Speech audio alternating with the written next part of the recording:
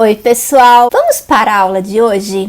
Joana só pode retirar uma lata da pilha se não houver nenhuma lata apoiada sobre ela. Qual é o menor número de latas que ela precisa retirar antes de pegar a lata azul indicada pela seta? Vamos resolver essa questão? Para resolver essa questão, em primeiro lugar, vamos analisar as informações. A Joana só pode retirar uma lata da pilha se não houver nenhuma lata sobre ela, certo? Olha a pergunta. Qual é o menor número de latas que ela precisa retirar antes de pegar a lata azul indicada pela seta? Então, o que eles querem saber? O menor número de latas. Para resolver essa questão, vamos observar esta pilha de latas. Nós precisamos retirar aqui o menor número de latas possíveis para que nós possamos retirar essa lata azul. Então vamos começar aqui a retirada das latas. Vamos começar a retirada pela lata que está na linha superior. Nós podemos retirar esta lata aqui primeiro, certo? Vamos passar para esta linha aqui embaixo. Vamos continuar retirando as latas. Nós podemos retirar esta e mais esta lata aqui também. Agora aqui, nós queremos retirar essa lata azul, certo? Para retirar essa lata azul, observando aqui, não há necessidade de retirar essa lata aqui da esquerda. Nós podemos remover então essas duas latas. Vamos passar agora para a outra linha. Sabendo que nós precisamos retirar essa lata azul com a retirada do mínimo de latas possíveis, nós observamos aqui que nós podemos retirar esta lata e esta lata, certo? Não há necessidade de retirar essa lata aqui e nem esta lata aqui. Agora nós podemos retirar essa lata azul? Podemos. Qual foi a quantidade mínima de latas que nós retiramos aqui para poder retirar a lata azul? Vamos contar aqui. 1, 2, 3,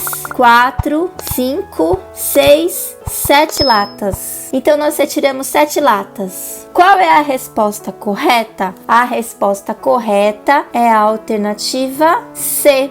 José comprou uma calça na loja Alfa e uma camisa na loja Beta. Luiz comprou uma calça na loja Beta e uma camisa na loja Gama. Os preços aparecem na tabela abaixo. Quanto Luiz gastou a mais que José? Aqui nós temos uma tabela que mostra o preço da calça e da camisa em cada loja. Na loja Alfa, loja Beta e loja Gama. Vamos resolver agora a questão. Para resolver essa questão, vamos anotar aqui as principais informações para facilitar a resolução. O José comprou uma calça na loja Alfa. Então vamos anotar aqui. O José comprou uma calça na loja Alfa. E ele comprou uma camisa na loja Beta. O Luiz comprou uma calça na loja Beta. E ele também comprou uma camisa na loja Gama. Vamos nos atentar à pergunta. Quanto Luiz gastou a mais do que José? Vamos em primeiro calcular quanto que o José gastou. O José comprou uma calça na loja Alfa. Então a calça na loja Alfa custa R$80. Vamos anotar aqui, R$80. E ele comprou uma camisa na loja Beta. A camisa na loja Beta custa R$65. Vamos anotar aqui, R$65. Vamos fazer o cálculo do gasto do José. Ele gastou R$80 na calça, mais R$65 na camisa. Fazendo o cálculo aqui, dá um total de R$145. Agora vamos ao cálculo do Luiz. O Luiz comprou uma calça na loja Beta. A calça na loja Beta custa R$90. Vamos anotar aqui então, R$90. E ele comprou uma camisa na loja Gama. A camisa na loja Gama custa R$60. Vamos fazer agora o cálculo do gasto do Luiz. O Luiz gastou R$90 na calça. Vamos anotar aqui, R$90. E R$60 na camisa, mais R$60. Fazendo a somatória aqui, o Luiz gastou um total de R$ 150. Para responder a pergunta quanto Luiz gastou a mais do que José, vamos fazer a subtração dos gastos do Luiz menos os gastos do José. O Luiz gastou R$ 150 menos o gasto do José, que foi R$ 145. R$ 150 menos R$ 145 dá uma diferença de R$ 5. Então, nós percebemos aqui com essa resposta que o Luiz gastou R$ 5 a mais do que o José. Qual é a resposta correta? A resposta correta é a alternativa A.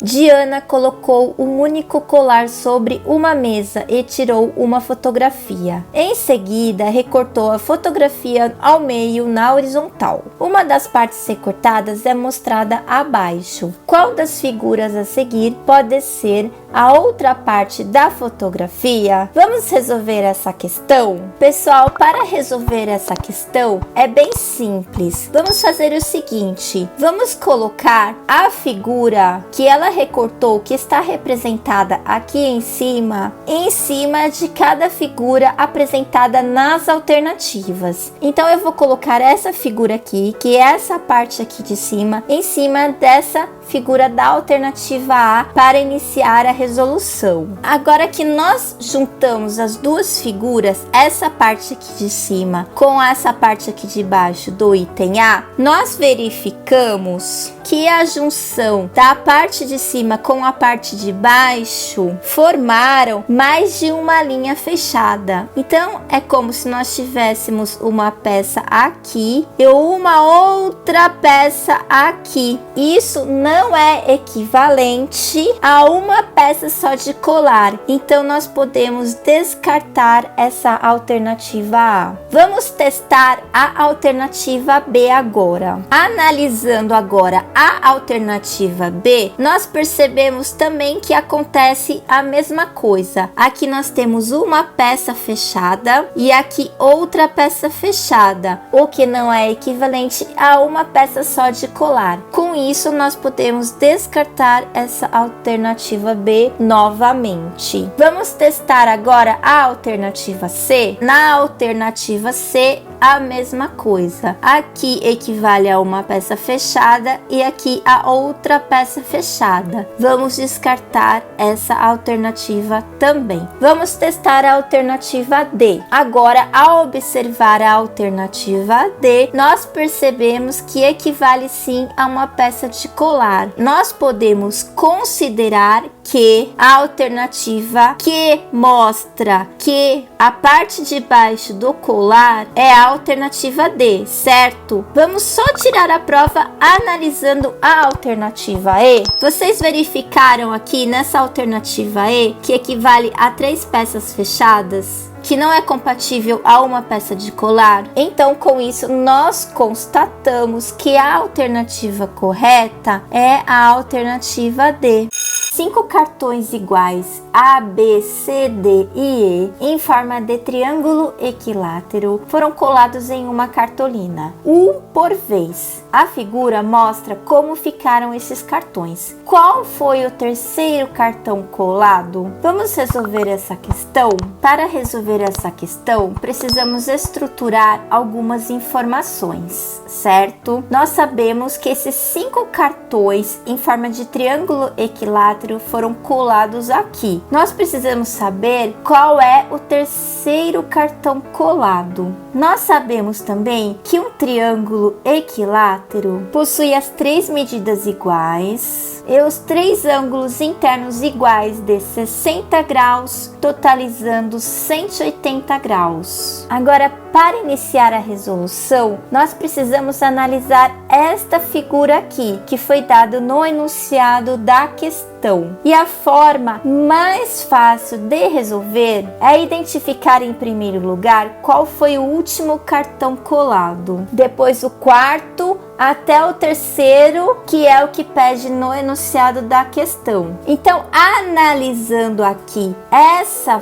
figura, qual foi o último e quinto cartão colado? O último e quinto cartão colado, nós podemos verificar que é o cartão E. Por quê? Porque ele está sobre todos os outros cartões. Então, ele é o quinto cartão colado. Agora, nós precisamos identificar qual é o quarto cartão colado. Para isso, eu vou redesenhar aqui essa figura, retirando o triângulo equilátero E. Vamos ver como que vai ficar aqui. Aqui nós retiramos, então, o cartão E. Então, essa linha aqui nós podemos retirar, que se trata do cartão E, ou seja, o triângulo E, certo? Então, retirando esse cartão E, o que sobrou aqui? Sobrou esta figura. Por meio dessa figura, nós podemos observar que o cartão B, ele está colado em cima do cartão C e D, certo? Ou seja,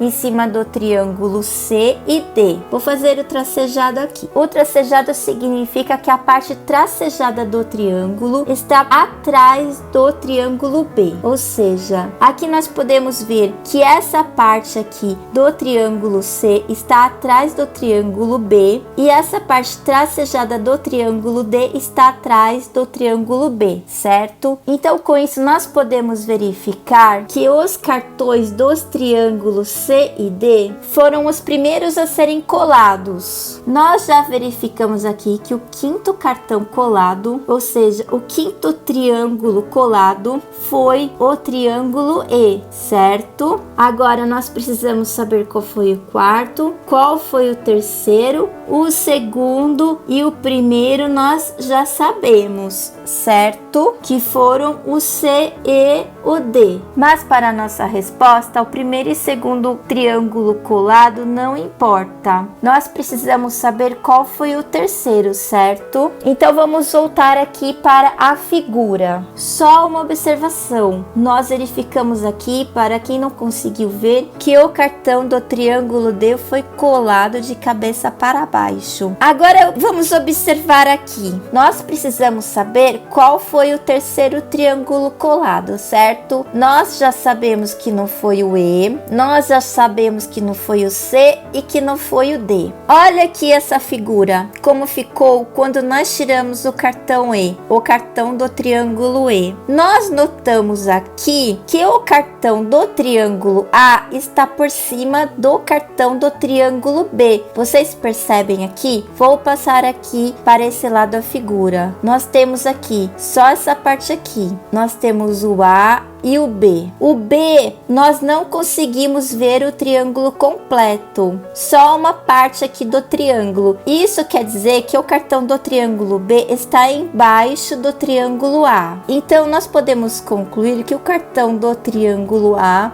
foi o quarto a ser colado. E agora que nós já sabemos qual foi o quinto, qual foi o quarto e quais foram os primeiros cartões a serem colados, restou o cartão do triângulo B. E a resposta correta é a alternativa B. Beatriz tem 9 carimbos retangulares de mesmo tamanho, organizados da seguinte maneira. Aqui é apresentado 9 carimbos retangulares com vários formatos. Usando carimbos diferentes, ela carimbou 3 vezes sobre o mesmo retângulo e obteve a figura. Quais foram os carimbos que ela usou? Vamos resolver essa questão. Para resolver essa questão, vamos estruturar algumas informações. A Beatriz tem esses 9 carimbos aqui, que são apresentados aqui. Eu copiei a figura da questão aqui maior para facilitar a resolução da questão. Então, ela tem esses 9 carimbos aqui. Ela usou 3 carimbos diferentes para obter esta figura aqui. Então, ela usou 3 carimbos diferentes. A pergunta pergunta é: quais carimbos ela usou para obter essa figura aqui? Então vamos analisar aqui as figuras dos 9 carimbos. Vamos analisar aqui esses carimbos dessa linha 1. Olhando esses 3 carimbos dessa fileira 1, qual desses carimbos ela usou para fazer a figura que ela obteve? Nós já podemos excluir esse aqui, certo? E também podemos excluir esse aqui, porque essa faixa horizontal está no meio da figura que ela obteve. Então aqui nós já podemos concluir que ela usou este carimbo aqui. Vamos analisar aqui a segunda linha. Observando aqui este carimbo, nós já verificamos que esse não foi utilizado por ela, porque essas pontas aqui estariam aparecendo de uma forma diferente aqui nessa figura que ela obteve, certo? Observando este outro carimbo aqui, o 2C. Esse também não foi, porque se tivesse sido utilizado essa figura aqui, o formato aqui seria diferente, não seria tão pontudo, essa ponta seria mais larga. Então nós podemos concluir que foi utilizado este carimbo aqui, porque se nós colocarmos essa figura aqui do carimbo, desse carimbo aqui em cima dessa faixa aqui, nós já verificaríamos que iria aparecer essas duas pontas da estrela, a de cima e a de baixo, e essas duas aqui horizontais, elas se escondem, elas se misturam com a faixa. Agora vamos analisar aqui a terceira linha. Nós já verificamos que esse carimbo aqui também não foi utilizado, porque senão estaria aparecendo a bolinha aqui no cantinho dessa figura que ela tem aqui, que ela obteve. Aqui é a mesma coisa. Se tivesse sido utilizado esse carimbo 3B, a bolinha estaria aparecendo aqui e ela não está visível. Então nós podemos concluir que foi usado o carimbo 3C, porque essa bolinha aqui não está visível na figura que ela obteve, porque ela se mistura aqui nessa faixa. Por exemplo, se eu colocar aqui esse carimbo junto com esse carimbo 1B, a bolinha ficaria aqui e ela ficaria invisível e ela não apareceria por causa da faixa que cobriria ela. Ela se mistura com a faixa do carimbo. Então o que nós podemos concluir? Que os carimbos que ela usou para fazer a figura foram os carimbos 1B, que é esse aqui, o 2B, que é esse aqui, e o 3C. Qual que é a resposta correta? A resposta correta é a alternativa C. Se os números abaixo forem escritos em ordem crescente, qual deles será o terceiro? Vamos resolver essa questão? A forma mais fácil de resolver essa questão é transformar os itens A, B e C de fração para a forma decimal. Vamos começar então pelo item A. Para transformar 1/6 em fração decimal, basta dividir o número 1 por 6.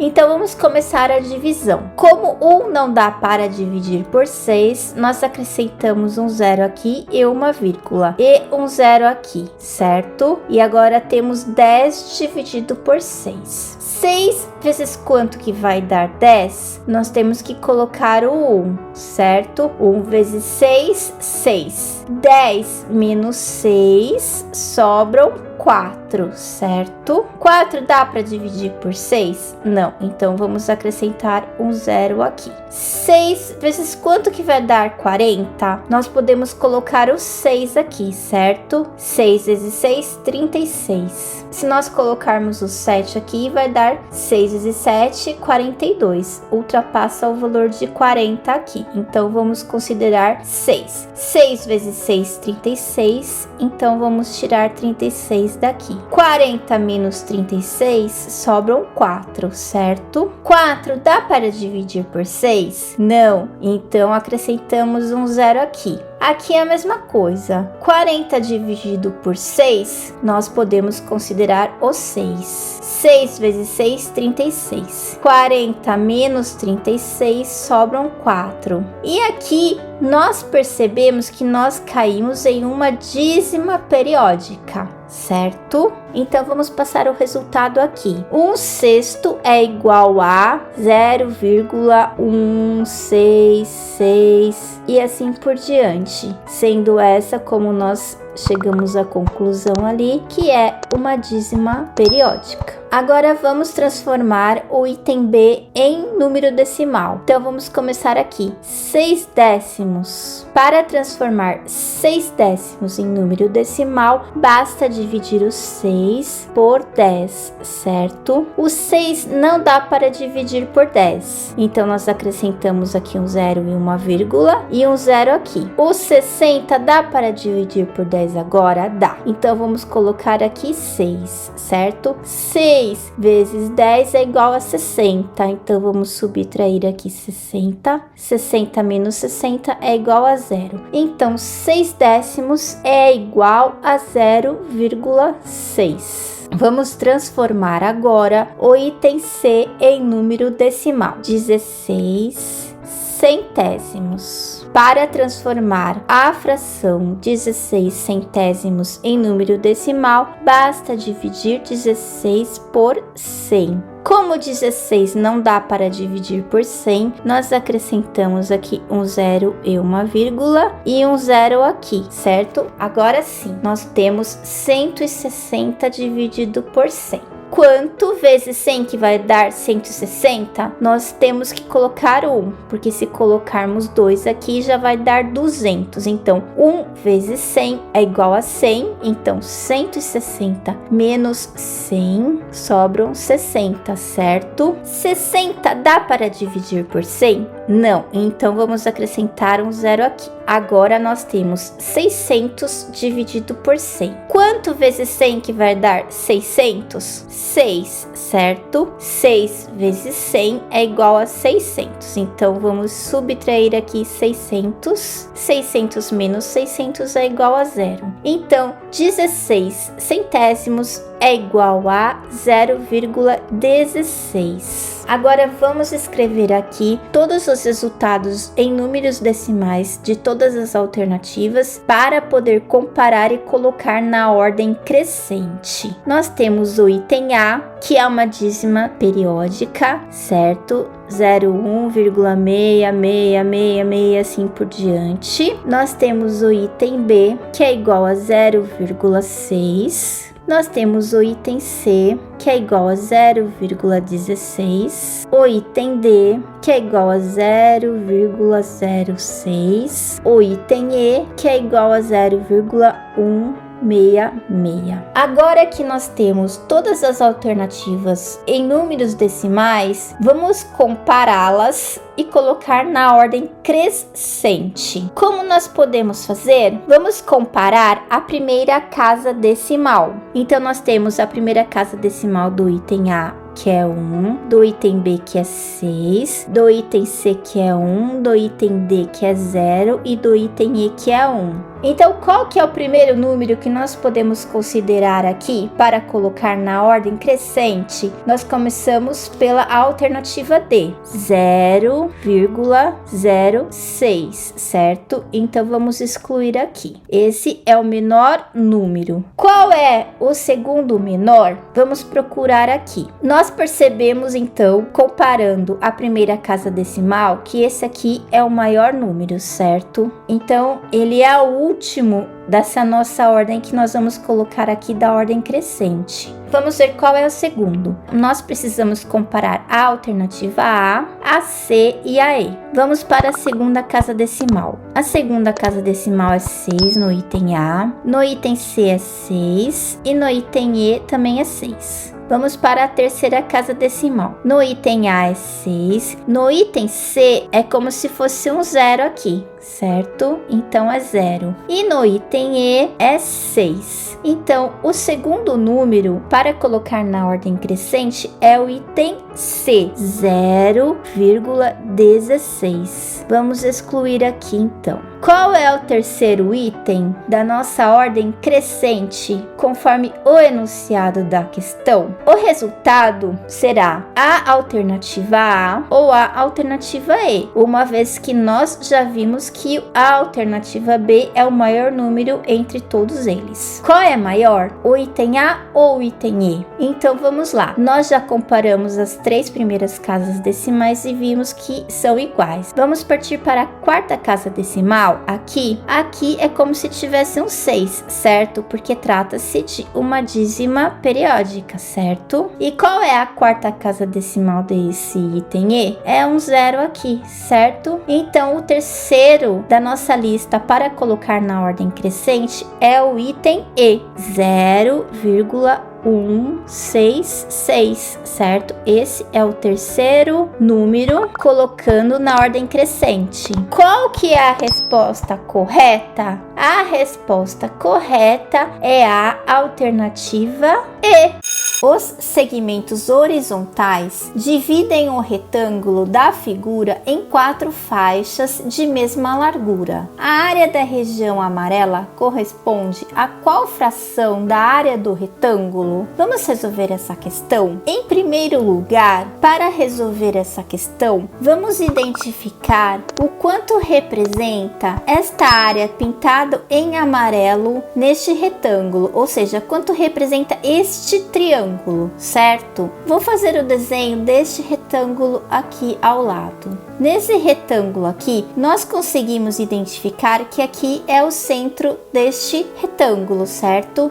Então, se nós dividirmos aqui verticalmente e horizontalmente, nós percebemos que este retângulo foi dividido em 8 partes iguais. E a parte pintada em amarelo corresponde a 2 desses triângulos, certo? Se cada triângulo desse corresponde a 1/8, 2 triângulos correspondem a 1/8 mais 1/8, certo? Nós temos aqui 1, 2, 3, 4, 5, 6, 7, 8 partes iguais. Cada triângulo representa 1/8, certo? 2 triângulos, só pintando aqui, 2 triângulos desse em amarelo representam 1/8 mais 1/8. Então, 1/8 mais 1/8 é igual a 2/8, certo? Simplificando aqui, é igual a 1/4. Agora, nós já sabemos quanto representa esse triângulo aqui da parte superior. Agora, vamos verificar quanto representa essa faixa aqui em amarelo. Vamos ler aqui o enunciado. Os segmentos horizontais dividem o retângulo da figura em 4 faixas de mesma largura.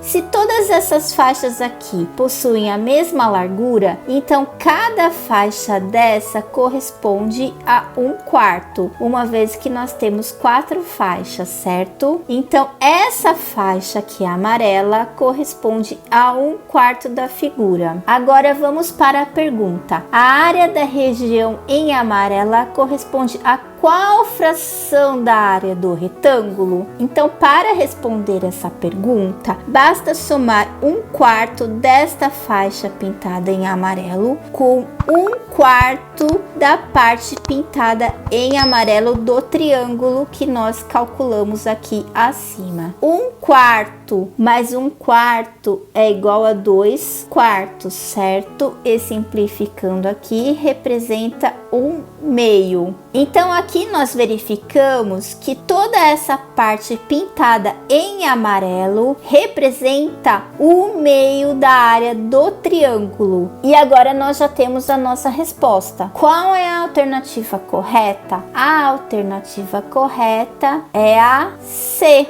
Pedro e Paulo fizeram compras no supermercado. Pedro comprou 4 garrafas de suco por R$ 5,50 cada garrafa e 5 pães por R$ 2,20 cada pão. Paulo comprou 1,4 kg de banana por R$ 5,00 o quilograma. Qual das expressões aritméticas abaixo representa a quantia em reais que Paulo deve dar para Pedro, de modo que ambos tenham contribuído com o mesmo valor para as compras? Vamos resolver essa questão? Em primeiro lugar, para resolver essa questão, vamos estruturar as informações. Então vamos começar pelas compras do Pedro. Pedro comprou 4 garrafas de suco por R$ 5,50 cada. Então vamos anotar aqui. Pedro comprou 4 garrafas de suco por R$ 5,50 cada. E também comprou 5 pães por R$ 2,20 cada pão. 5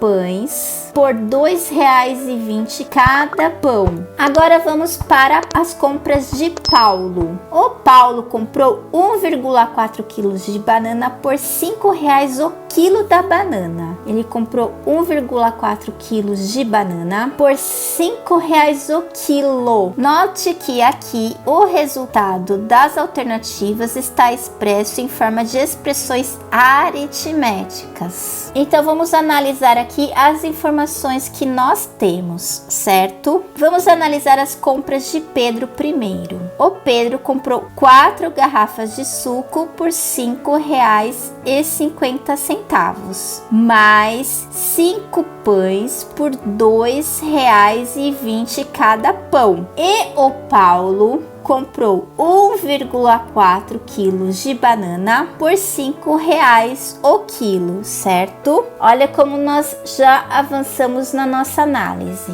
Qual é a pergunta? Qual das expressões aritméticas abaixo representa a quantia em reais que Paulo deve dar para Pedro, de modo que ambos tenham contribuído com o mesmo valor para as compras? Olhando aqui para as informações que nós já analisamos aqui, nós podemos verificar que, para que ambos tenham contribuído com o mesmo valor, Paulo deve dar para Pedro metade da diferença do gasto total feito por ambos. Ou seja, Paulo deve dar a Pedro esta diferença aqui, certo? O valor gasto por Pedro menos o valor gasto por Paulo dividido pela metade. Então vamos lá, o total gasto por Pedro, 4 vezes R$ 5,50 mais 5 vezes R$ 2,20 menos 1,4 kg de banana vezes 5 quilos do Paulo, certo? Tudo dividido por 2. Vocês conseguiram entender essa questão? Se você ficou com alguma dúvida, escreva nos comentários que eu posso tentar esclarecer ainda. Então aqui nós obtivemos a expressão aritmética que representa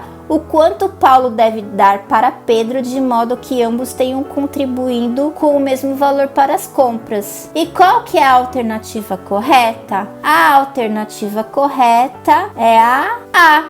José tem várias peças que se encaixam perfeitamente nos espaços dos tabuleiros abaixo. São 8 peças iguais em forma de quadrado e 9 peças iguais em forma de triângulo. É possível juntar 2 peças em forma de triângulo para formar um quadrado que se encaixa no tabuleiro. Qual dos tabuleiros abaixo José pode cobrir sem sobreposição usando todas as suas peças? Vamos resolver essa questão? Para resolver essa questão, em primeiro lugar, vamos começar estruturando as informações. José tem várias peças que se encaixam perfeitamente nos espaços dos tabuleiros abaixo. Então, as peças que ele possui precisam se encaixar perfeitamente nas peças desses tabuleiros dos itens A a D. Ele tem 8 peças iguais em forma de quadrado. Então vamos anotar aqui: 8 peças em formas de quadrado. E ele possui 9 peças iguais em forma de triângulo. 9 peças em forma de triângulo. Aqui tem mais uma informação importante. É possível juntar 2 peças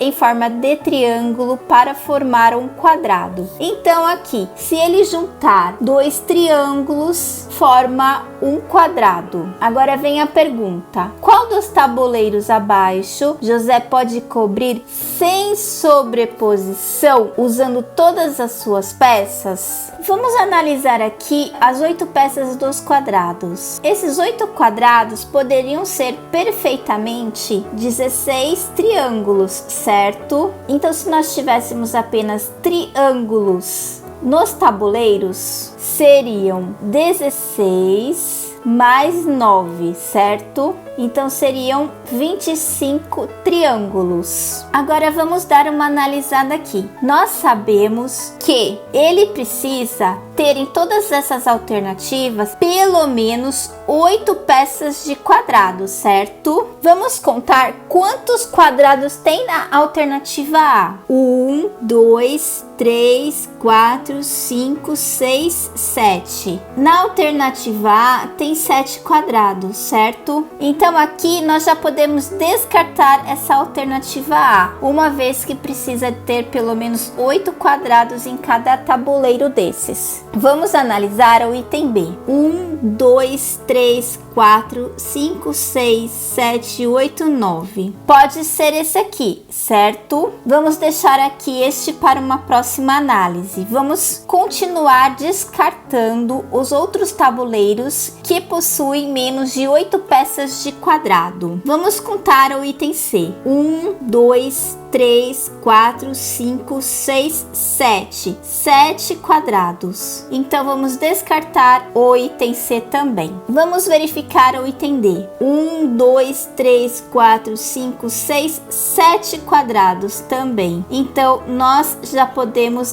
descartar o item D. Então, agora nós precisamos verificar qual das alternativas é a correta, a B ou a E. Vamos contar quantos quadrados tem aqui no item E. 1, 2, 3, 4, 5, 6, 7, 8, 9, 10, 11. 11 quadrados, certo? E aqui no item B tinha 1, 2, 3, 4, 5, 6, 7, 8, 9 quadrados. Vamos voltar àquela nossa análise anterior. Lembra que nós fizemos um cálculo que se nós tivéssemos apenas triângulos teriam 25 peças, porque 2 triângulos formam um quadrado? Então, vamos calcular aqui no item B quantas peças teriam, considerando que cada quadradinho teriam 2 peças, certo? Então nós podemos dividir aqui cada quadrado em 2 peças. E aqui também, no item E, cada quadrado seriam 2 peças. Agora vamos contar quantas peças de triângulo tem aqui no item E. Então vamos lá, aqui temos 2 peças, 4 peças, 6 peças, 8 peças, 10, 12, 14, 16, 18, 20, 22, 23, 24, 25, 26, 27, 28 triângulos, certo? Então, essa alternativa E nós também podemos descartar. E agora, sobrou somente a alternativa B. Vamos ver se ela valida o nosso raciocínio? Vamos contar aqui. 2 peças, 4, 6, 8, 10, 12, 14, 16, 18, 19, 20, 21, 22, 23, 24, 25. 25 peças de triângulo. Validou aqui o nosso raciocínio que precisa ter 25 peças de triângulo, uma vez que nós sabemos que 2 triângulos formam um quadrado? Validou sim. Então, a resposta correta é a alternativa B. Antônio, Benedito e Carlos colecionam figurinhas. O número de figurinhas de Antônio é igual a 4/5 do número de figurinhas de Benedito. O número de figurinhas de Carlos é igual a 3/4 do número de figurinhas de Benedito. Dos 3 amigos, quem tem mais e quem tem menos figurinhas nessa ordem? Vamos resolver essa questão? Para resolver essa questão, precisamos estruturar as informações para facilitar o nosso entendimento. Então vamos lá. Antônio, Benedito e Carlos colecionam figurinhas. O número de figurinhas de Antônio é igual a 4/5 do número de figurinhas de Benedito. Então vamos anotar aqui. Antônio possui 4/5 do número de figurinhas do Benedito. E o número de figurinhas de Carlos é igual a 3/4 do número de figurinhas do Benedito. Então vamos anotar aqui. O número de figurinhas de Carlos é igual a 3/4 do número de figurinhas de Benedito. Agora vem a pergunta dos 3 amigos: quem tem mais e quem tem menos figurinhas nessa ordem? Agora vamos analisar as informações que nós obtivemos. Agora vamos fazer o seguinte: vamos considerar que o Benedito tem X figurinhas. Então vamos colocar aqui embaixo: o Benedito tem X figurinhas. O Antônio tem 4/5 de X, certo? Ele possui a quantidade de 4/5 de Benedito. Então ele possui 4/5 de X, certo? Essa é a quantidade que Antônio possui. E finalmente, o Carlos possui 3/4 de X. Analisando essas informações, sem fazer cálculo algum, quem tem mais figurinhas? Obviamente, o Benedito é o que tem mais figurinhas, certo? Agora, nós precisamos saber quem tem mais figurinhas, Antônio ou Carlos. Como nós podemos fazer essa análise de uma forma bem fácil? Vamos fazer o seguinte: o Antônio, ele tem 4/5 de X. Vamos dividir aqui 4 por 5. Vamos transformar em um número decimal. 4 não dá para dividir por 5, então acrescentamos um 0 aqui e uma vírgula. E um 0 aqui, certo? Agora nós temos 40. 5 vezes quanto que vai dar 40? 8. 5 vezes 8, 40. Menos 40, 0. Então, o Antônio tem uma quantidade igual a 0,8 de figurinhas de X, certo? Que o X é o Benedito. Vamos analisar agora o Carlos. Vamos dividir 3 por 4 e transformar em número decimal. 3 não dá para dividir por 4, então vamos acrescentar um 0 aqui e uma vírgula e um 0 aqui. E agora nós temos 30. 4 vezes quanto que vai dar 30? Vamos colocar o 7 aqui, porque 7 vezes 4 é igual a 28. 30 menos 28 sobram 2, certo? Vamos acrescentar um 0 aqui. 4 vezes quanto que vai dar 20? 5. 5 vezes 4, 20. 20 menos 20, 0. Então, o Carlos possui uma quantidade igual a 0,75 de X. X é o Benedito, lembra? Qual é a resposta correta? Benedito é o que tem mais figurinhas, certo? Então, como ele pede na ordem, quem tem mais e quem tem menos. Então, nós excluímos a alternativa A, a alternativa B e a alternativa E, certo? A alternativa correta é a C ou é a D. Como o Benedito é o que tem mais figurinhas, quem tem menos figurinhas, o Carlos ou o Antônio? Vamos observar aqui os nossos cálculos. O Antônio tem 0,8 de X, ou seja, 0,8 de Benedito. E o Carlos, 0,75 de Benedito. Nesse caso aqui, esse 0,75 equivale a 3/4, certo? E esse 0,8 equivale a 4/5, certo? Qual é maior? 0,8. E qual é menor? 0,75, certo? Então, o Carlos é o que tem menos figurinhas. Qual que é a resposta correta? A resposta correta é a alternativa C. Só para frisar uma informação aqui, tá? Eu transformei 4/5 em número decimal e 3/4 em número decimal, certo? Porque você visualizando esses números na forma forma decimal, você consegue visualizar mais facilmente qual número é maior e qual é menor. Mas se você tiver uma facilidade de analisar e comparar esses números na forma de fração, você não precisaria transformar para números decimais. Eu fiz assim para facilitar o entendimento de quem tem dificuldade de analisar na forma fracionária, ou seja, comparar na forma fracionária qual número é maior. Se você ainda ficou com alguma dúvida, escreva aqui nos comentários que eu posso tentar ajudar.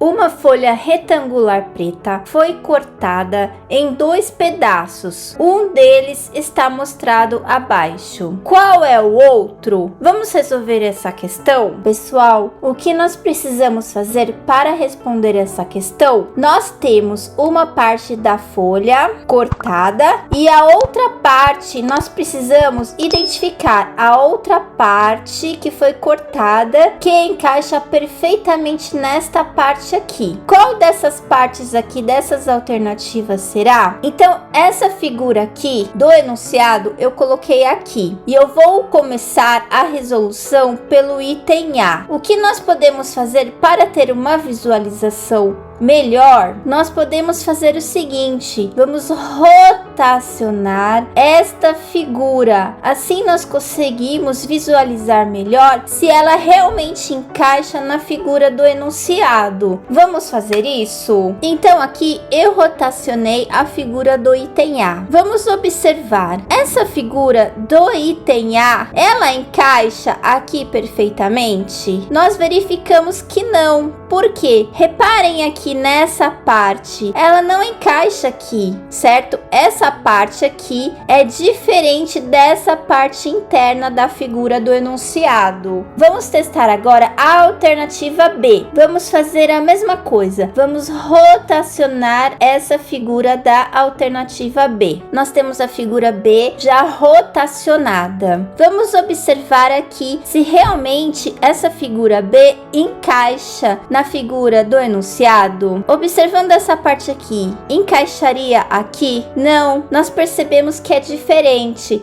Então, essa figura do item B não é a parte recortada da figura do enunciado, certo? Vamos testar então o item C. Novamente, vamos rotacionar essa figura do item C e fazer a comparação. Então, aqui nós temos a figura do item C. Vamos observar novamente para ver se essa figura do item C encaixa na figura do enunciado. Essa figura encaixa? Nós estamos vendo que não. Essa parte aqui é completamente diferente dessa parte aqui recortada da figura do enunciado. Então, não é o item C. Vamos testar o item D então. Para testar o item D, também vamos rotacionar a figura. Vamos observar essa figura D. Vocês perceberam aqui que se a gente não observar bem essa figura D, a gente acaba falando que ela não se encaixa perfeitamente uma na outra? Que esta figura do item D não seria parte da figura da questão? Vamos fazer o seguinte, vamos reduzir o tamanho da figura do enunciado, dessa figura aqui. Agora que eu já reduzi um pouco o tamanho da figura do enunciado e posicionei um pouco mais abaixo, vocês não conseguem perceber que essa parte aqui, ela se encaixa perfeitamente aqui e essa parte aqui se encaixa perfeitamente aqui? Vocês perceberam que a análise dessa questão é uma questão de observação? Vocês precisam observar e analisar atentamente cada figura e rotacionar as figuras para que vocês consigam visualizar qual se encaixa perfeitamente. E se vocês não prestarem bastante atenção, vocês correm o risco de errar. Essa questão realmente, se vocês não prestarem muita atenção e não observarem muito bem, vocês podem errar. Vocês conseguiram entender e visualizar o encaixe das figuras?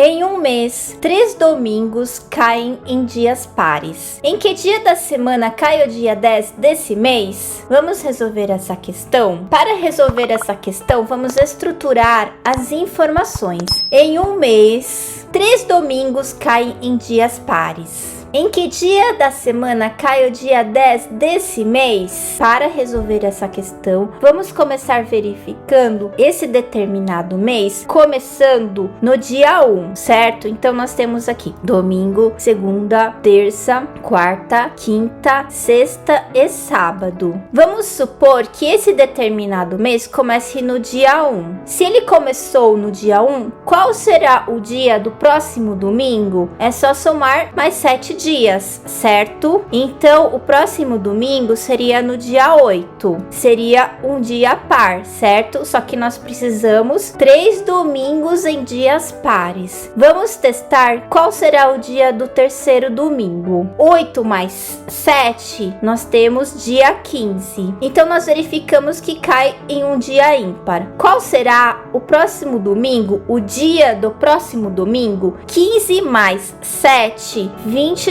Então, será dia 22. Então, caiu em dia par. Se nós somarmos mais 7 para verificar qual dia cairá o próximo domingo, 22 mais 7 cairá no dia 29. Então, aqui já não dá, porque se esse determinado mês começa no dia 1, somente teremos 2 domingos em dia par. Então, já descartamos essa possibilidade. Vamos testar, então, o domingo começando no dia 2. Então, nós temos domingo, segunda, terça, quarta, quinta e sexta. O domingo começaria no dia 2, certo? 2 mais 7 seriam 9. Então, o próximo domingo começa no dia 9, certo? Na verdade, nem precisa ficar somando o 7, é só você acrescentar mais um aqui, certo? Então, o próximo domingo seria no dia 16, o outro domingo seria no dia 23 e o outro domingo seria no dia 30. Nós verificamos aqui, então, que nós temos o dia 2, o dia 16 e o dia 30, começando em dias pares, certo? Agora, só para verificar se existiria alguma possibilidade de esse determinado mês começar no dia 3 e ter 2 dias pares. Você percebeu que o mês ele sempre vai até o dia 30 ou dia 31,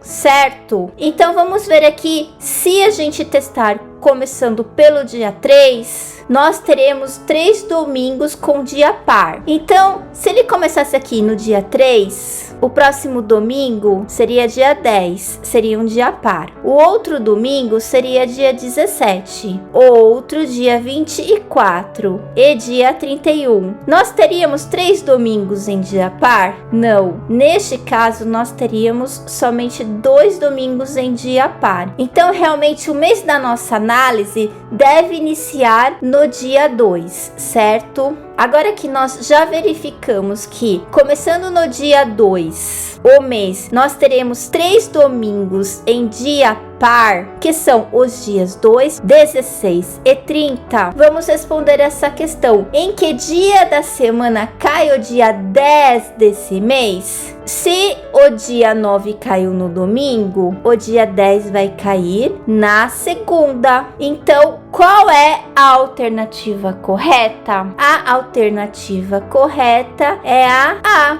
9 amigos comeram 5 pizzas, algumas cortadas em 6 fatias e outras cortadas em 8 fatias. Todos comeram o mesmo número de fatias e não sobrou nada. Quantas fatias cada um comeu? Vamos resolver essa questão? Para resolver essa questão, em primeiro lugar, vamos estruturar as informações da questão. 9 amigos comeram 5 pizzas, sendo que algumas foram cortadas em 6 fatias e outras em 8 fatias. Vamos anotar aqui ao lado. Todos comeram o mesmo número de fatias e não sobrou nada. Quantas fatias cada um comeu? Para resolver essa questão, nós podemos trabalhar com possibilidades. Então vamos analisar aqui uma possibilidade. Vamos colocar aqui como primeira possibilidade, porque pode ser que tenham outras possibilidades. Vamos supor que uma pizza somente foi cortada em 6 fatias. Se tinham no total 5 pizzas, e se nós consideramos uma pizza cortada em 6 fatias, então sobram 4 pizzas cortadas em 8 fatias. Vamos fazer aqui uma simulação. Nessa uma pizza de 6 fatias, nós temos 6 fatias, certo? E nessas 4 pizzas de 8 fatias, nós temos 4 vezes 8, que é igual a 32 fatias. Então aqui nós teremos 32 fatias no total.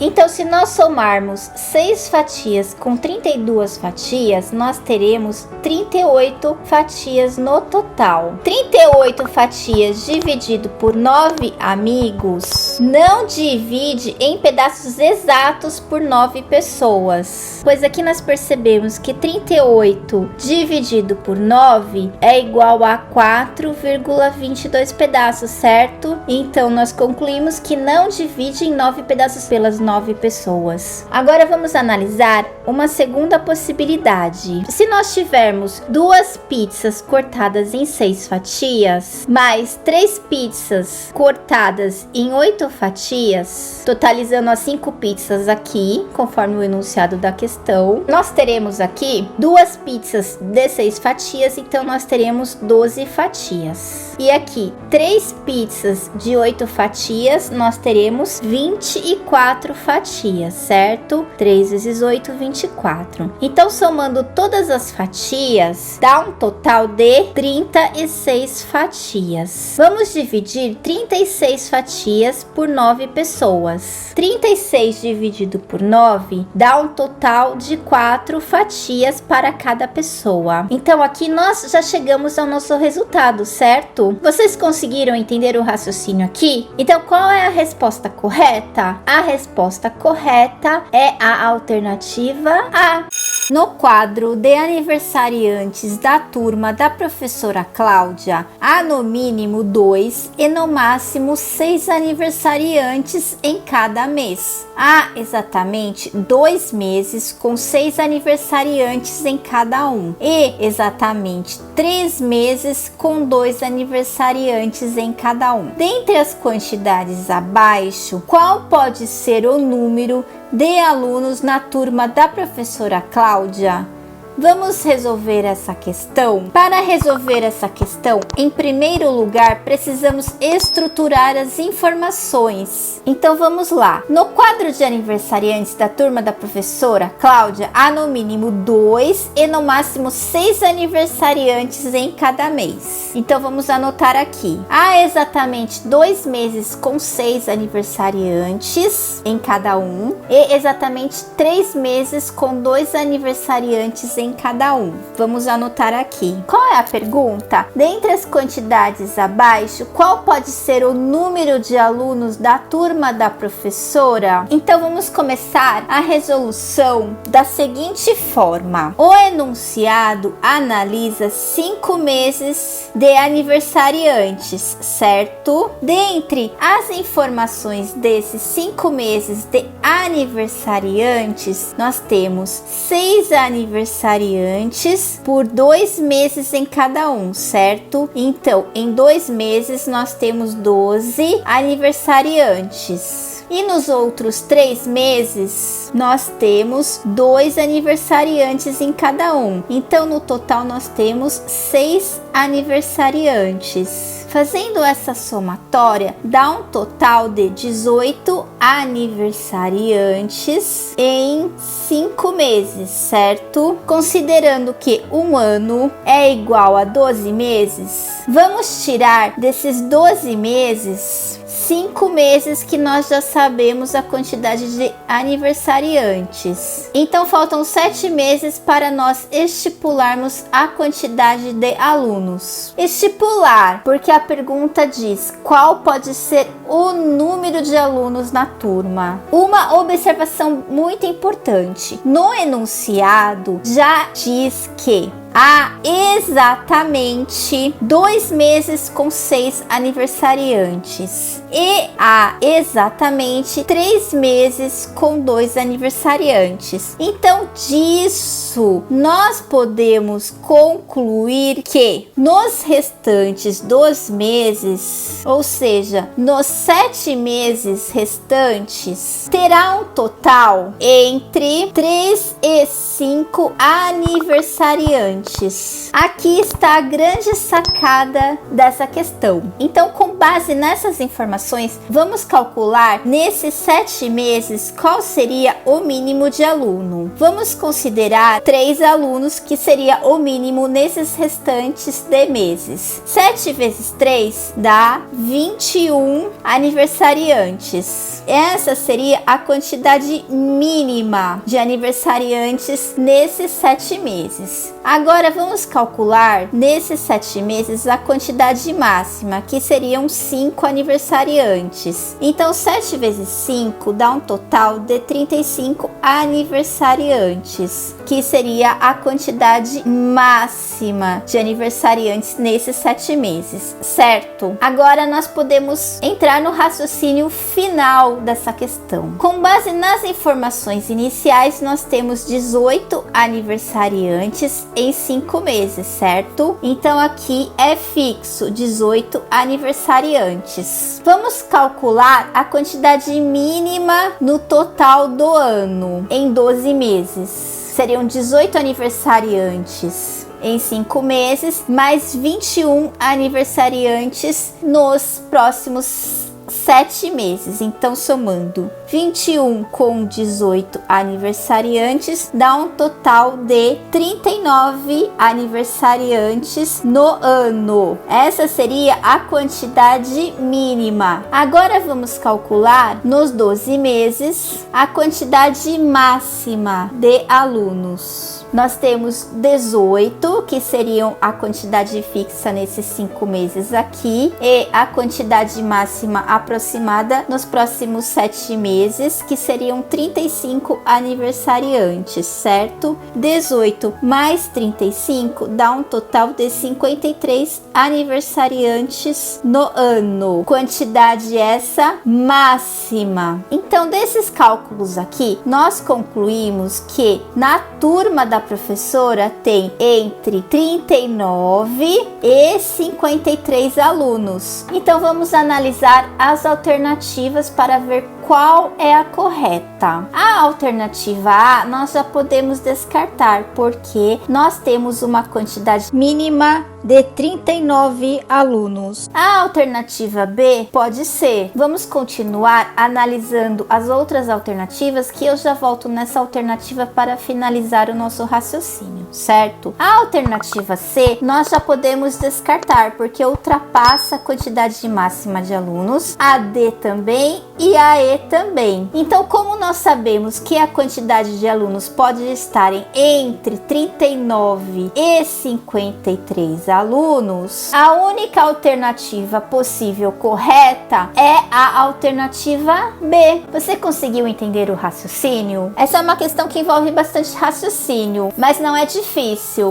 José empilhou 14 cubos com faces brancas ou azuis, conforme mostra a figura. Quantos desses cubos podem ter todas as faces azuis? Vamos resolver essa questão? Para resolver essa questão, eu coloquei a figura aqui desse lado em tamanho maior, para facilitar a nossa visualização. Vamos à pergunta. O José empilhou 14 cubos com faces brancas ou faces azuis, conforme mostra essa figura. Quantos cubos podem ter todas as faces azuis? Olha a pergunta. Quantos cubos podem? Então, não é um valor exato. Nós precisamos observar essa figura e verificar quantos cubos podem ter todas as faces azuis. Vamos começar a nossa análise pela camada inferior, ou seja, a camada que está por baixo, certo? Vamos analisar esse cubo aqui. Nesse primeiro cubo, nós podemos ver que ele não possui todas as faces azuis, então vamos colocar não. Esse outro cubo aqui, esse segundo, não possui também todas as faces azuis. Esse outro que está atrás também não possui possui todas as faces azuis, como nós podemos visualizar, certo? E mais esse cubo que não possui todas as faces azuis, uma vez que a gente pode ver a face branca dele aqui, certo? Então, nessa parte inferior, nós podemos verificar que sobraram 4 cubos aqui. 1, 2, 3 e 4, certo? Então, nós podemos analisar que nessa parte inferior aqui sobraram 4 cubos, certo? Esse aqui de trás, sim, pode ter todas as faces azuis. Nós só conseguimos visualizar uma face, mas como foi feita a pergunta, quantos desses cubos podem ter todas as faces azuis? Então, como nós podemos visualizar somente essa face, nós podemos concluir que esse cubo, sim, pode ter todas as faces azuis, certo? O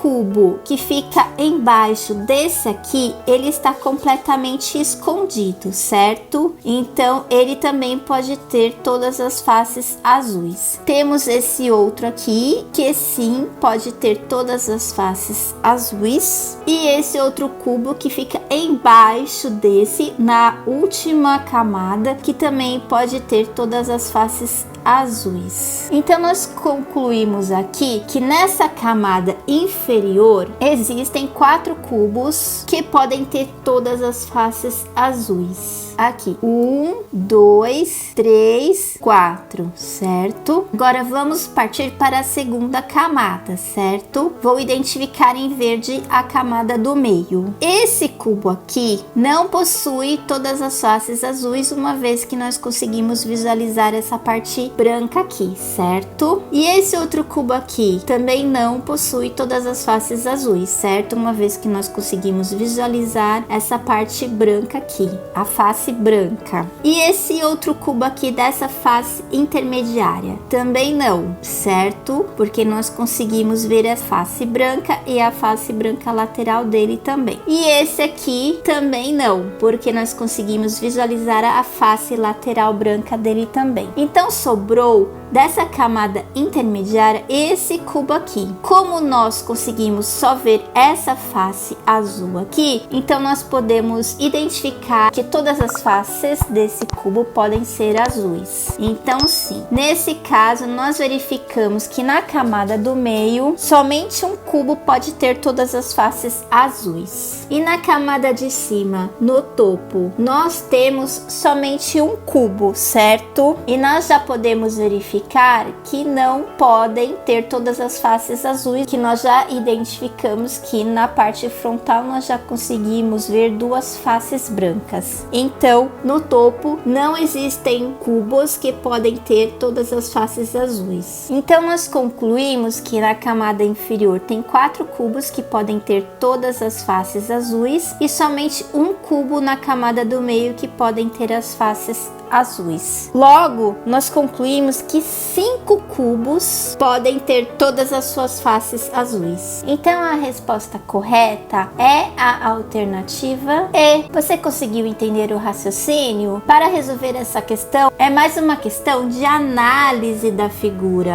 Em uma cidade, 1/4 da população tem pelo menos uma bicicleta. Dentre os que têm bicicleta, 1/3 tem mais do que uma. Qual fração da população tem apenas uma bicicleta? Vamos resolver essa questão? Para resolver essa questão, em primeiro lugar, precisamos estruturar as informações. Então, vamos iniciar aqui. Em uma cidade, 1/4 da população tem pelo menos uma bicicleta. Vamos anotar aqui ao lado. Dentre os que têm bicicleta, 1/3 tem mais do que uma. Então, desse 1/4 da população que tem pelo menos uma bicicleta, 1/3 dessa população possui mais do que uma bicicleta. Então, qual é a pergunta? Qual fração da população tem apenas uma bicicleta? Nós precisamos saber qual fração da população que tem apenas uma bicicleta. Se nós sabemos que 1/3 de 1/4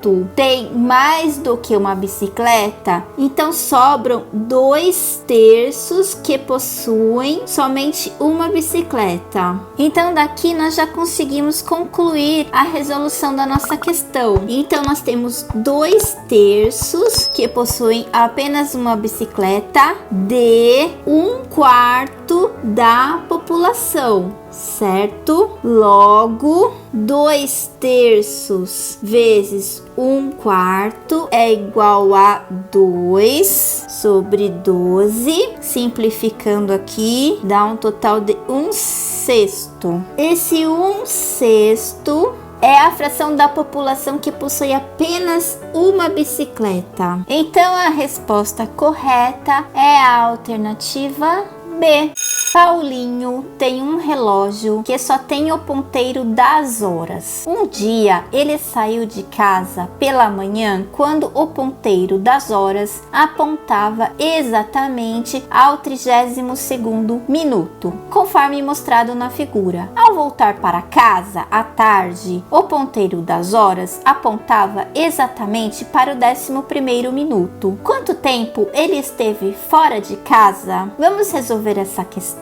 Para resolver essa questão, em primeiro lugar, vamos analisar as informações do enunciado da questão. Paulinho tem um relógio que só tem o ponteiro das horas. Quando ele saiu pela manhã, o ponteiro das horas apontava para o 32º minuto. Então vamos anotar aqui, de manhã, o ponteiro das horas apontava para o 32º minuto. E ao voltar para casa à tarde, o ponteiro das horas apontava para o 11º minuto. Vamos anotar aqui. Agora vem a pergunta: quanto tempo ele esteve fora de casa? Vamos fazer algumas considerações a respeito dessa questão. Nós sabemos aqui que o ponteiro das horas, ele funciona normalmente, mas que esse relógio aqui da figura, ele não possui os ponteiros dos minutos. Então, quando o Paulinho saiu pela manhã, o ponteiro das horas apontava para o 32º minuto, que fica aqui, aonde eu coloquei a seta. Aqui, nesse 32º minuto, nós podemos concluir que nesse momento eram 6 horas e alguns minutos. Quantos minutos esse, nós ainda não sabemos. Outra consideração aqui: a cada hora existem 5 espaços aqui. 1, 2, 3, 4, 5 espaços. Vamos voltar aqui o nosso raciocínio para esse lado. Se uma hora no relógio possui 5 espaços e uma hora é igual a 60 minutos, nós podemos concluir que cada espacinho desse é igual a 1/5 de hora, certo? 1/5 de hora é igual a 1/5 de 60 minutos. Vamos continuar o raciocínio. 1/5 de 60 minutos é igual a 1/5 vezes 60, que é igual a 60 quintos. 60 dividido por 5 é igual a 12 minutos. Então, nós percebemos que cada espacinho desse possui 12 minutos. Se ele saiu no 32º minuto, que eram 6 horas e alguns minutos, vamos anotar aqui: de manhã ele saiu às 6 horas e quantos minutos? Se ele saiu aqui no 32º minuto, o que nós podemos concluir aqui? 6 horas e 2 vezes 12 minutos, uma vez que nós temos 2 espaços aqui, certo? Então são 6 horas mais 12 minutos vezes 2 espacinhos, certo? 12 minutos aqui. Fazendo esse cálculo aqui, ele saiu às 6 horas e 24 minutos, certo? 12 vezes 2 24. Ele saiu às 6 horas e 24 minutos pela manhã. À tarde, o ponteiro das horas marcava o 11º minuto, certo? O 11º minuto é indicado aqui, 5, 10, 11. Então, o 11º minuto estava indicando aqui. Como nós podemos saber quanto tempo ele ficou fora de casa? Nós sabemos que ele ficou 1 hora completa, 2 horas completas, 3 horas completas, 4, 5, 6, 7 horas completas, certo? 7 horas completas mais 1 hora completa menos 24 minutos. 1 hora menos 24 minutos aqui. Nessa 1 hora aqui, nós podemos considerar 1 hora menos 24 minutos, uma vez que cada espacinho indica 12 minutos, conforme nós calculamos aqui. Então, nós temos 1 hora menos 24 minutos, certo? E aqui nós podemos acrescentar mais 12 minutos, certo? Nesse período aqui. Então, vamos acrescentar aqui mais 12 minutos. Vocês estão conseguindo acompanhar o raciocínio? Nós poderemos fazer da seguinte forma nosso cálculo. 7 horas mais 1 hora dá um total de 8 horas. Certo? 8 horas menos 24 minutos mais 12 minutos, certo? Continuando aqui, 8 horas menos 24 minutos mais 12 minutos dá menos 12 minutos, certo? Agora, vamos transformar 8 horas em minutos. 8 horas vezes 60 minutos é igual a 480 minutos. Vamos dar continuidade ao nosso raciocínio aqui. 480 minutos menos 12 minutos dá um total de 468 minutos. Agora, vamos transformar 468 minutos em horas e minutos. Como nós podemos fazer? Nós fazemos da seguinte forma. Vamos dar continuidade aqui. 468 minutos dividido por 60 minutos, certo? 60 vezes quanto que vai dar 468? Se nós fizermos 60 vezes 7, vai dar um total de 420. 60 vezes 7 é igual a 420. Se você fizer vezes 8, vai ultrapassar 468. Então, vamos considerar aqui o 7. 7 vezes 60 dá 420. 468 menos 420 dá um total de 48, certo? Como 48 não dá para dividir por 60, nós acrescentamos uma vírgula aqui e um zero aqui. 60 vezes quanto que vai dar 480? Vezes 8. 60 vezes 8 é igual a 480, certo? Então, aqui nós temos 7,8 de horas. Então, nós temos aqui 7 horas mais 0,8 de horas, certo? Continuando aqui o nosso raciocínio, nós temos 7 horas mais 0,8 vezes 60 minutos, certo? Para transformar esse 0,8 de horas em minutos novamente. Então, nós temos aqui 7 horas mais 0,8 vezes 60 dá um total de 48 minutos. Então, o total que ele ficou fora foram 7 horas e 48 minutos. Qual é a resposta correta? A resposta correta é a alternativa D, 7 horas e 48 minutos. Vocês conseguiram entender essa questão? Uma formiga percorreu o trajeto indicado na figura, formado por segmentos verticais e horizontais, começando e terminando no mesmo ponto. Quantos centímetros ela andou? Vamos resolver essa questão? Para facilitar a visualização, eu copiei a figura aqui em tamanho maior. Para nós sabermos quanto a formiga percorreu, nós precisamos saber qual é o perímetro dessa figura, certo? O perímetro é a somatória de todos os lados dessa figura, ou seja, todo o percurso que a formiga percorreu. Como nós podemos calcular esse perímetro, uma vez que existem medidas que não foram apresentadas aqui na questão? Vamos iniciar isso agora. Vamos começar a somatória do nosso perímetro, que é o percurso em centímetros que a formiga percorreu. Vamos começar pela medida do lado mais fácil, que já está disponível, 8 centímetros aqui. Então vamos colocar 8 centímetros aqui, mais 5 centímetros dessa medida aqui, 5 centímetros, certo? Então nós já podemos descartar essa medida aqui, que nós já acrescentamos no nosso cálculo, e essa medida aqui. Vamos continuar o nosso cálculo. Nós não sabemos qual é essa medida aqui, então vamos considerar que essa medida aqui é D,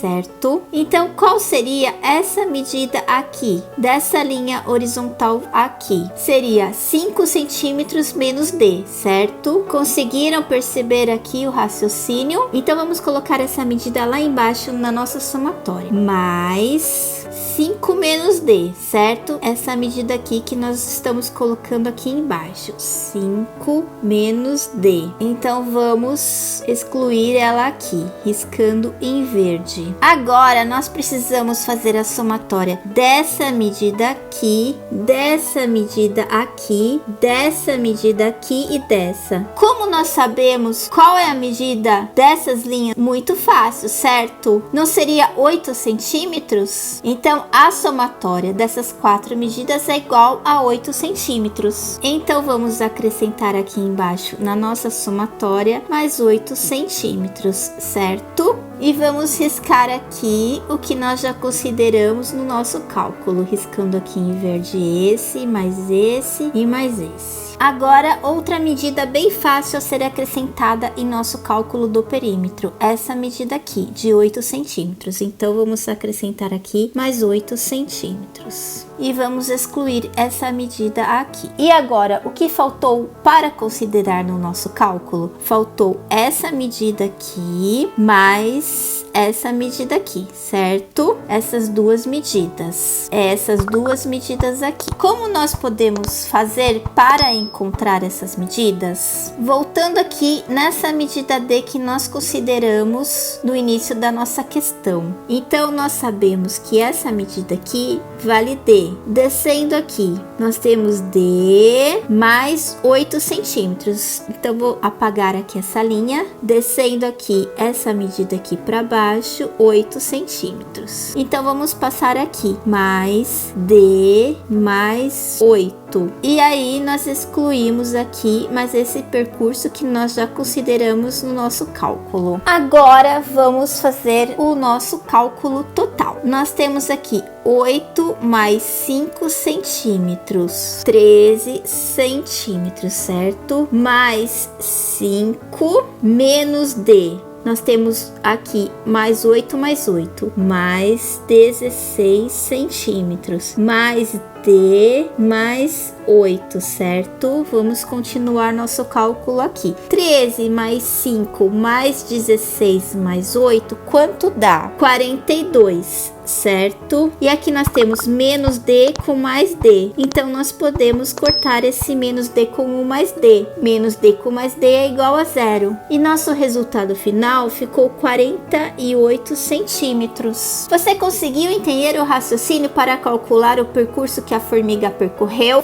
As idades de 3 crianças são 7, 8 e 9 anos. Na figura, vemos a resposta de cada uma delas, quando perguntadas sobre suas idades. A criança com 8 anos foi a única que mentiu. A criança mais velha e a criança mais nova são nessa ordem. Vamos resolver essa questão? Para resolver essa questão, em primeiro lugar, vamos estruturar as informações do enunciado. As idades de 3 crianças são 7, 8 e 9 anos. Essa primeira criança diz que a idade não é 7. Essa outra segunda não é 8 e essa outra criança diz que não é 9. Vamos supor que essa primeira criança é a criança X, essa outra é a Y e essa última aqui é a Z. Vamos anotar aqui as informações ao lado. A criança X diz que a idade dela não é 7. A criança Y diz que a idade dela não é 8. E a criança Z diz que a idade dela não é 9. Voltando ao enunciado da questão. A criança com 8 anos foi a única que mentiu. Vamos anotar aqui ao lado. Agora que nós já estruturamos as informações, vamos começar a resolução. Essa é uma questão que dá um nó na cabeça da gente, mas eu vou tentar aqui explicar da melhor forma possível para que vocês possam entender o raciocínio da resolução da questão. Vou copiar essas informações aqui para baixo das idades para podermos dar continuidade à resolução. Vamos começar a nossa análise pela criança Y. A criança Y diz que não tem 8 anos, certo? Se ela diz a verdade, então ela tem 7 ou 9 anos. Se ela tem 7, então X ou Y precisa ter 8 anos. Vamos supor aqui que X tem 8 anos. Então aqui, se X tem 8 anos, porque nós supomos que X ou Y tem 8 anos, certo? Então, se X tem 8 anos, ela estaria dizendo a verdade, certo? Porque ela diz que ela não tem 7. Então, se ela tem 8 anos, conforme nós colocamos aqui, ela estaria dizendo a verdade. Mas, olha só a sacada. Nesse caso, seria uma contradição, porque ela estaria dizendo a verdade. Mas, se sua idade é 8 anos, como nós dissemos, seria uma contradição, pois quem tem 8 anos mente. Vocês conseguiram entender a sacada aqui do raciocínio até agora? E o mesmo raciocínio seria para o caso se tivesse 9 anos. Também seria uma contradição. O raciocínio seria o mesmo, porque se ela tem 9 anos, uma das duas outras crianças teria 8 anos, certo? O mesmo raciocínio que nós fizemos aqui. E elas estariam falando a verdade. Mas como nós vimos, quem tem 8 anos mente. Então, há uma contradição aqui. Agora, vamos fazer uma outra análise aqui. Vamos supor que a criança Y, que diz que não tem 8 anos, ela mente. Eu vou escrever em rosa aqui. Se ela mente, então ela tem 8 anos. Porque só existe uma pessoa mentirosa. Ou seja, a criança com 8 anos é a criança que mente, certo? Então, como só há uma criança mentirosa, as outras duas falam a verdade. Então, se as outras duas falam a verdade, X não tem 7 anos, então ela tem 9. E a criança que diz que não tem 9 anos tem 7. Qual é a resposta correta? Vamos anotar aqui. Se X tem 9 anos, Y tem 8 anos e Z tem 7 anos, e a pergunta é: qual é a criança mais velha e a criança mais nova nessa ordem? A criança mais velha é a X e a criança mais nova é a Z. Qual é a resposta correta? A resposta correta é a alternativa B. Vocês conseguiram entender o raciocínio? Deu um nó na sua cabeça? Se sim, assista mais uma vez, com calma e bem devagar. Vá anotando no seu caderno que você consegue entender o raciocínio aqui. Se ainda ficar alguma dúvida, escreva nos comentários que eu posso tentar ajudar. Uma formiga, inicialmente no vértice A, anda sobre as linhas do quadriculado da figura, sempre para a direita ou para cima até chegar ao vértice B. De quantas maneiras ela pode fazer isso passando por algum dos pontos destacados? Vamos resolver essa questão? Para resolver essa questão, vamos estruturar as informações do enunciado. Uma formiga que está inicialmente no vértice A. Então a formiga, ela está aqui no vértice A, nesse ponto aqui. Ela anda sobre as linhas do quadriculado da figura, sempre para a direita ou para cima. Então a formiga em A, ela anda para a direita ou para cima, até chegar ao vértice B. Aqui, o vértice B, aqui é a chegada. De quantas maneiras ela pode fazer isso passando por algum dos 4 pontos destacados?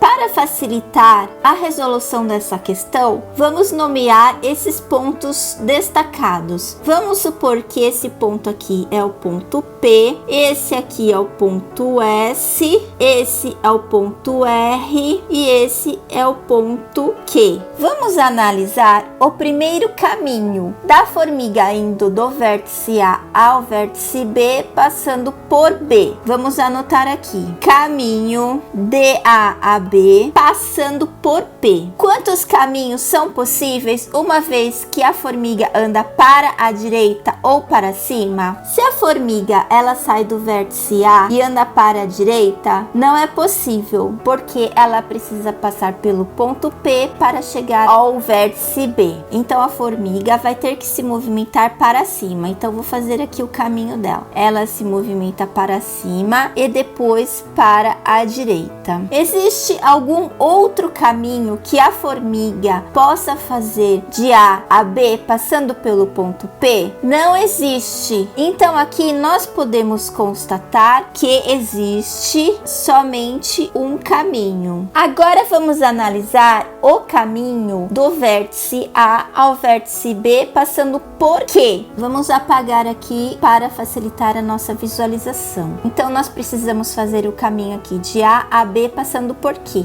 A formiguinha, ela anda para a direita ou para a esquerda. Então para passar por Q, ela vai ter que andar para a direita. Então ela vai chegar aqui pela direita ao ponto Q e vai andar para cima até o ponto B. Existe algum caminho possível de A a B passando por Q diferente deste? Não, não existe. Então aqui existe somente um caminho. Agora vamos analisar o caminho de A a B passando pelo ponto R. Vamos apagar aqui esse caminho em verde para facilitar a nossa visualização. Aqui na análise desse caminho de A até B passando por R está a grande sacada da questão. Para facilitar o nosso raciocínio aqui, vamos analisar primeiro o caminho de A até R e depois o caminho de R até B. Então vamos começar aqui, o caminho de A até R. De A até R, quantos caminhos diferentes podem ser feitos? Se a formiguinha anda para a direita ou para cima, vamos supor que ela andou para a direita primeiro. Ela anda para a direita, para cima e para a direita. Então ela fez um caminho aqui. Agora ela andou para a direita e resolveu subir aqui por esse caminho. Então temos 2 caminhos diferentes. A mesma coisa, ela andou para a direita, subiu aqui e depois foi para a direita. 3 caminhos diferentes e assim por diante. Aqui ela andou para a direita, subiu e andou para a direita. 4 caminhos. Aqui ela andou para a direita, subiu e chegou em R. Então ela andou 5 caminhos diferentes. Além desses 5 caminhos, existe algum caminho diferente do ponto A ao ponto R, andando para cima ou para a direita? Sim, existe mais um. Ela pode ter subido aqui e andado para a direita. Então são 6 caminhos diferentes de A até R. Então vamos anotar aqui: 6 caminhos diferentes. Agora, vamos analisar o caminho DR até B. Vamos supor, então, que a formiga andou para a direita. Se ela andou para a direita e depois subiu, então ela fez aqui um caminho possível. Se a formiguinha subiu e depois andou para a direita e depois subiu, tem dois caminhos diferentes. A mesma coisa aqui, ela subiu, andou para a direita e depois subiu, 3 caminhos. Aqui novamente, subiu, andou para a direita e subiu, 4 caminhos. Novamente aqui, subiu, andou para a direita e subiu novamente, 5. E novamente, subiu e andou para a direita, 6 caminhos diferentes. Existe algum caminho de R até B diferente, além desses que eu escrevi aqui? Não. Então existem aqui 6 caminhos diferentes de R a B. Só corrigindo aqui, DR até B. Daqui nós podemos concluir então que existem 6 vezes 6 caminhos, certo? Que é igual a 36. Agora vamos analisar o caminho de A a B passando por S. Em primeiro lugar, nós podemos analisar o caminho de A até S. De A até S, quantos caminhos diferentes, uma vez que a formiga vai para a direita ou para cima? Vamos olhar aqui, de A até S.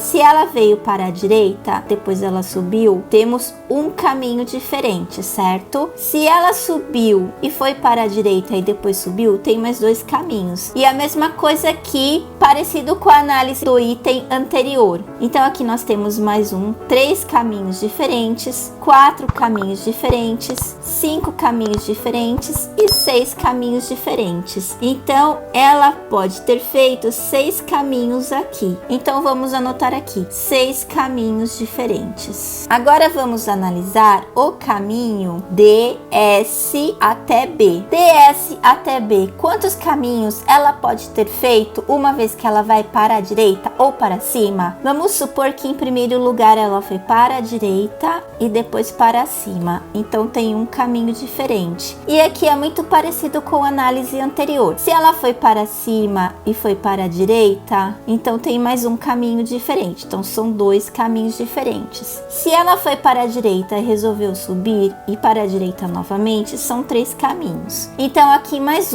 4 caminhos, 5 caminhos, 6 caminhos. Então um total de 6 caminhos diferentes. Então daqui, para ir de A até B, a formiga pode ter feito um total de 6 vezes 6, que é igual a 36 caminhos diferentes. Agora nós já conseguimos responder a pergunta da questão. De quantas maneiras ela pode ter feito isso, passando por algum dos 4 pontos destacados? Um caminho de A até B passando por Q, mais um caminho de A até B passando por Q, mais 36 caminhos de A até B passando por R e mais 36 caminhos de A até B passando por S. Fazendo essa somatória, dá um total de 74 caminhos. Então, qual é a resposta correta? A resposta correta é a alternativa E. Fiquem atentos ao canal que estamos resolvendo todas as questões da Olimpíada de Matemática do nível 1, 2 e 3 e fases 1 e 2. Você entendeu? Se ainda restou alguma dúvida, não esqueça de escrever nos comentários que eu posso tentar ajudá-los ainda. Então, até o próximo vídeo. Você entendeu? Se ainda restou alguma dúvida, não esqueça de escrever nos comentários que eu posso tentar ajudá-los ainda. Então, até o próximo vídeo.